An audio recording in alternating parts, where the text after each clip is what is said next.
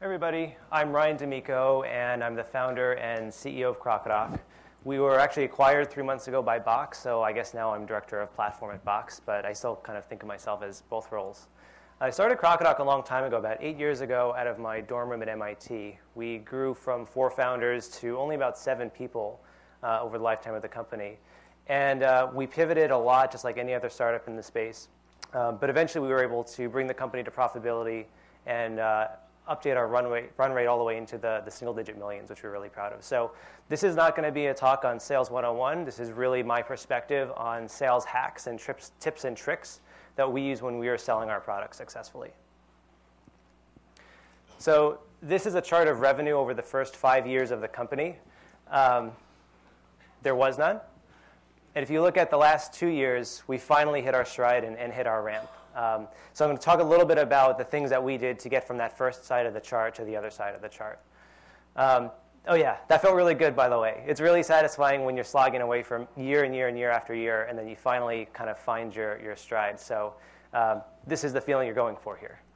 So the prerequisite to the tips here is that you've got to win on product if you're selling to the enterprise. You're talking about long sales cycles. You've got a lot of challenges ahead of you. And they're solvable, but if you don't have an amazingly good product, you're not going to succeed. So that really breaks down to 2 very straightforward things that everyone here knows, right? Find a real problem worth solving and solve it 10 times better than anyone else. If you can do these 2 things, then if you're kind of clever and a quick learner when you're starting to sell to your first enterprise customers, you can make it work. We weren't so sharp. It took us about 5 years to figure that out. So we pivoted from an academic research tool that lets you highlight and put sticky notes in your web browser when you're doing research into the early version of Crocodoc, which was really a consumer application. And we thought of that back in the day as an online version of Adobe Acrobat. So you would sign things online, edit PDFs. And that did a little bit better, but it wasn't solving a real must-have problem. The turning point for us at Crocodoc is when we were kind of thinking about what we needed to do and the possible directions of the company. And we just said one day, and I literally remember one day where we said this, we said, we have to build the best online document viewer in the world. We're doing something with documents. It might be editing. It could be sharing. It could be collaboration. But we need to build the absolute best experience for viewing documents on the web. And so we started doing that. And that involved a tremendous amount of work. We had built something in Flash that was a way to view PDFs online. That was part of our academic product. We rebuilt the whole thing in HTML5, which was just starting to gain traction back then. And we didn't even know if it was possible. That's how difficult it was technically. And it took years to do. But in the end, we did it. We created this document viewer. Still were selling to consumers, but it was really damn good. And what happened is we actually didn't consciously choose to sell to the enterprise. We got sucked in. We were approached as soon as people saw that we had such a good online viewer for PDFs and PowerPoints and so on and so forth. Folks started approaching us. And so our very first customer, I'll go back to that slide, was Yammer. And Yammer really liked what we were doing. They said, hey, you've got this great consumer app, but can we embed your viewer in Yammer? Because we have a lot of users uploading documents. We'd like to show them online. So we said, sure, what the hell? We built an API, and we let them use it, and we kind of finagled a contract together and sold it. And it was a really big success. And as soon as we launched our integration with Yammer and got a little bit of press on it, we started getting approached by Dropbox, by LinkedIn, by SAP. People couldn't ignore us because the product, we chose to build something very narrow. We're converting documents to HTML5. That's what this slide is. And we did it really, really well, way better than anyone else. So fast forward about a year or so, we had a great number of marquee customers who are using us in a whole bunch of different verticals. And every single enterprise deal you close in the early stage, that makes the next deal twice as easy. So it's really important to get this right. And if you do, it really pays off. So, oh yeah, then we joined Box. And the reason why we did that, by the way, is we had kind of scaled the company out on our own. Keep in mind, 7 people, no formal salespeople. It was really myself, and then later we brought on a business development person. We did really well, and we feel really fortunate as a startup because we started on the very small end of the spectrum. Now we've jumped on board with Box, and we're going to keep doing what we're doing. Crocodoc will continue on as a standalone product under the Box brand, except Box has an entire sales team. They've got sales engineers, account executives, so we're going to kind of ratchet things up and skip that middle ground and just kind of go for the money. So we're really excited about that. So for us to build the best product possible, we had to pivot from consumer to enterprise. We had to get off of Flash and onto HTML5 and stop thinking of ourselves as generalists and find a niche problem we knew we could solve better than anyone else. So here are some lessons we learned down the road here when we were selling to our first enterprise customers. The first thing is building trust, right? When you're a startup, you're fighting against the perception that you have no track record, you're going to get acquired, you're going to go away. It's really difficult. So it's very important to fight that perception and build rapport with your first customers. Just meet them in person as much as you possibly can, talk to them on the phone, email them frequently, really get a good dialogue going. Being responsive, we found, is one way that just helps accelerate some of this. And one sales hack we use is just to set up a filter in Gmail so that when certain customers emailed us, it would forward to an SMS address for our phone. So it would go off, and we just email them right away. And once you email someone, and they'll notice very quickly if your average response time is like 3 minutes, it actually makes a difference. So that was one hack that we found particularly good. And last, you want to demonstrate commitment. When we work with Yammer, we thought of ourselves as an extension of their team. So we worked all night for them. We were really proactive. We did everything they asked for. We pushed back when they wanted us to do things that we didn't feel were true to the vision. But in all other cases, we just worked our asses off, and it really showed. Next, you want to understand the customer. So when you're talking to someone, there are obviously different types of people in that organization who are going to be required to convince to use you if you're going to make a sale. So you've got to know who those key players are, who's your evangelist, who's going to be promoting you internally, who's the decision maker, who are the buyers, who are the influencers. Map that out, and most importantly, find your evangelist, this person who's going to really be your cheerleader at the company, and spend a lot of time getting to know them well. And you can ask them candid questions. You can talk to someone. I remember talking to the chief product officer at Yammer and just asking, how are we doing? How are we viewed at Yammer? You know, what are you concerned about? What are we doing well? And they'll tell you. So use that as a feedback loop to see how you're doing. And if you don't have that feedback, you're really shooting in the dark. So it's super important. And we learned this the hard way in one example where we were trying to sell to a large enterprise company. We spent about 4 months building prototypes, working with them. We finally got a verbal yes from who we thought was the decision maker. Turned out they weren't the decision maker. This guy's boss was. So went up to his boss. The boss didn't even know they were talking to us. He threw his hands up in the air and said, no way, and that was it. And we lost 4 months on that deal. So be very careful. Make sure you know who you're talking to at the company. As you're moving forward, momentum becomes really important. Momentum can make or break a deal. You want to be really proactive in following up with companies. So when you have a meeting, make sure you set up a date for the next interaction. You know, get permission to ping them in 2 weeks if you don't hear from them. Because if you're talking to a customer and you kind of establish a certain cadence of communicating with them, if that starts slowing down, that's a sign that things are probably going downhill. So you want to be really careful about this. And oftentimes, you're not always top of mind. So you got to just kind of fight to stay top of mind. And one thing you can do as a startup is take advantage of the fact that you move way faster than enterprises. So use every excuse you can to email your prospects about updates, releases, bug fixes, anything you can. They'll be shocked at how quickly you move. People forget how fast startups can move. So use that to your advantage. A quick example here, another way we learned this the hard way is we were talking to a big customer, a really great prospect, and they were kind of slow, and then out of the blue they said, guys, we want to do this deal. We want to do it in 2 weeks. We want to sign contract before the quarter wraps up. We're like, wow. And we kind of moved, not quite as quickly as we could have. We got back to them in 2.5 weeks, and they said, sorry, guys, quarter's over. We've kind of brought in a new head of product, and plans have changed, and this is not a priority anymore. We could have actually signed the deal with them, but we didn't move quickly enough. So if the customer's ready, you better be ready to pounce. OK, make it easy to say yes.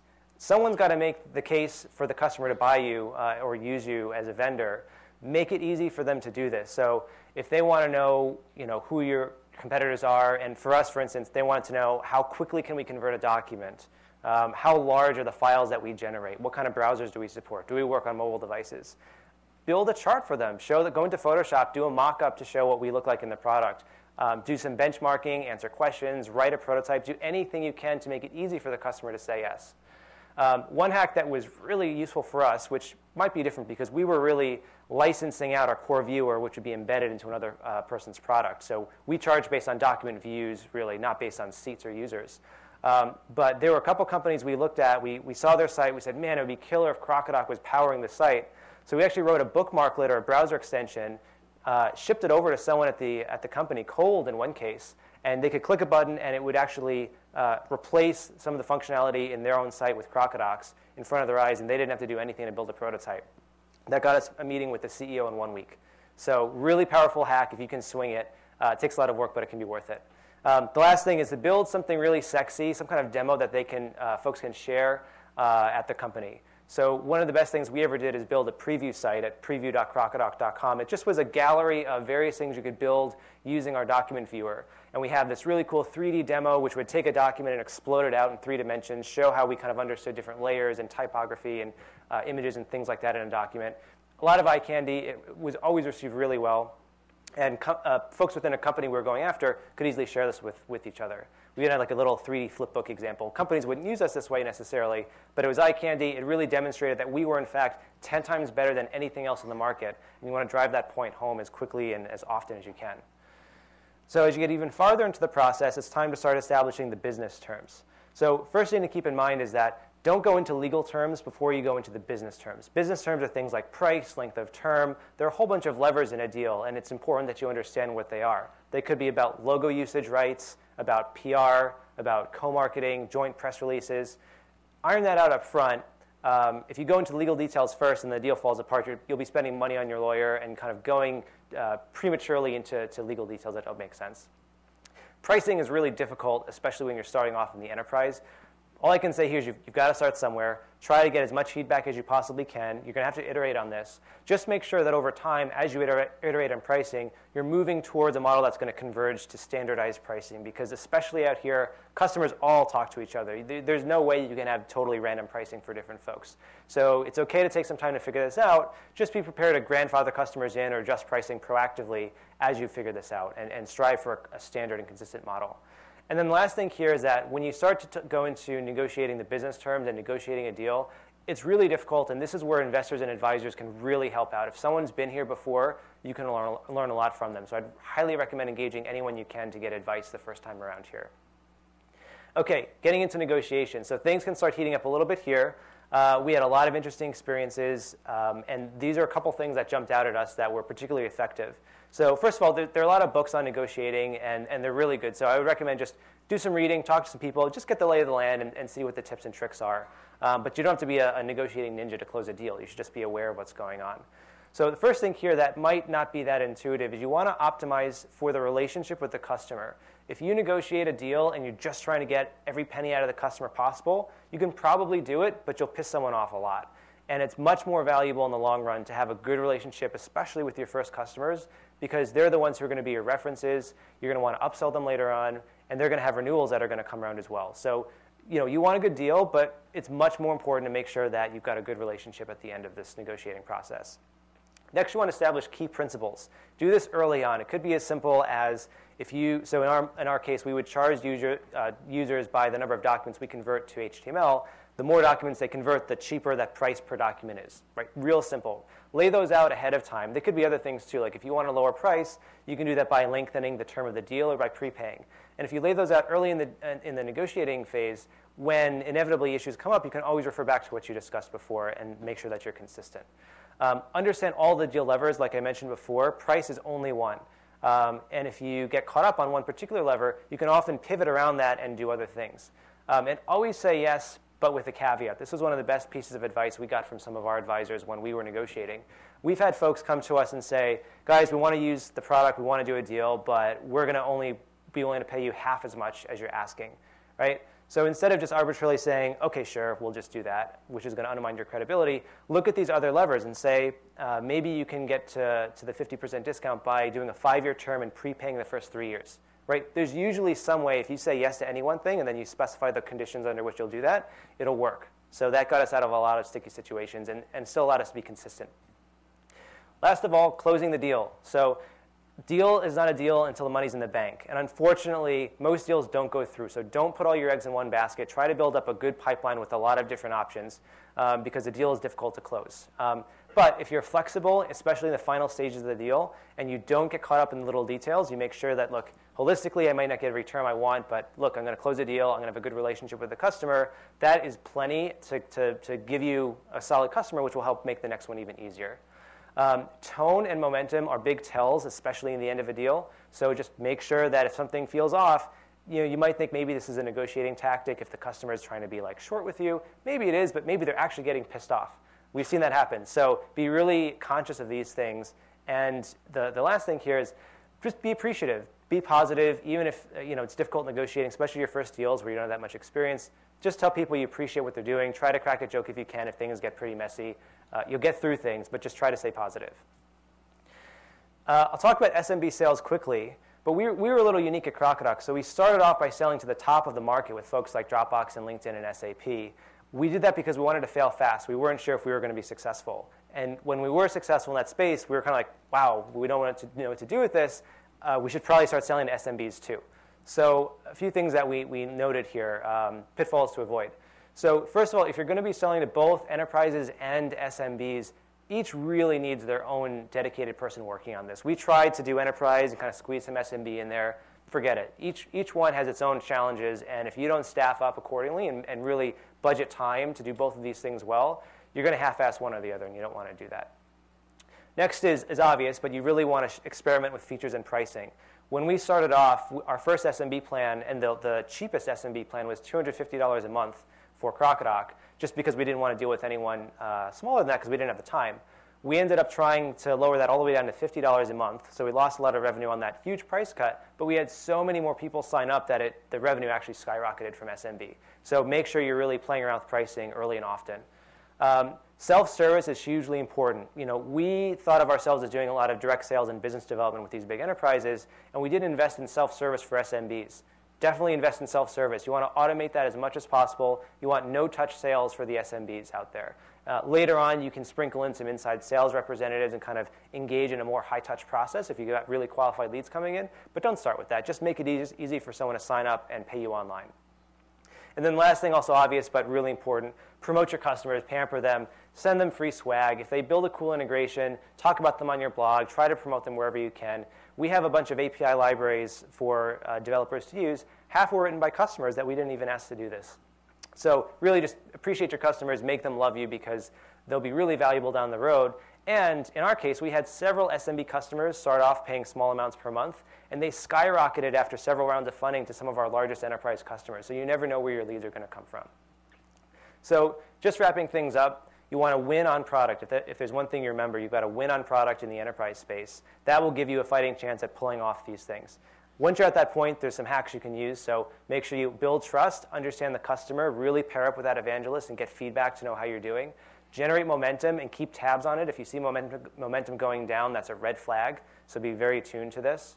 Make it easy for the customer to say yes. Do their homework for them. Build prototypes for them. Send them mock-ups. Do whatever you can to just let them visualize how amazing it's going to be when they integrate with you.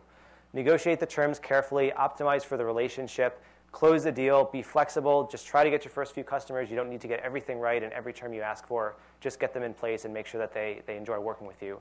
And then for SMB sales, avoid some common pitfalls. Invest in self-service. Make sure you're devoting enough time to it. And cultivate those customers because they could always jump into being an enterprise tier.